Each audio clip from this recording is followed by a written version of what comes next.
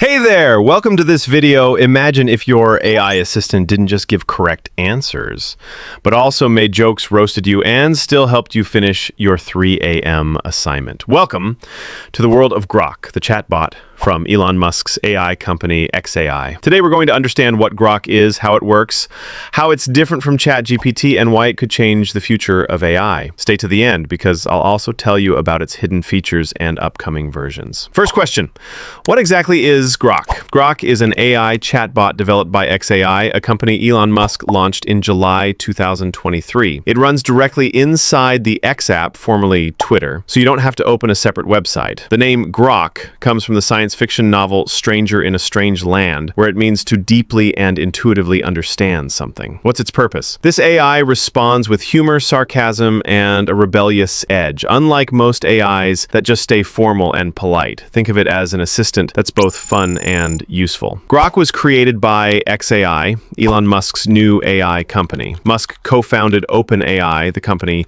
behind ChatGPT, in 2015, but left later due to disagreements. He believes AI should seek the truth rather than just being politically correct. The big goal of xAI is to build an AI that can understand the universe itself. Why is Grok inside X, Twitter? Because Twitter is already the biggest platform for real-time news and data. Grok can pull fresh information straight from Twitter, something ChatGPT and similar AIs usually can't do in real time. That means if something is happening right now, Grok can talk about it instantly. Now let's open Grok's brain. How does this AI think? Grok runs on a large language model called Grok 1. LLMs are trained on massive internet datasets, books, websites, code, articles, and in Grok's case, Twitter data as well. They learn patterns in language and then generate responses based on those patterns.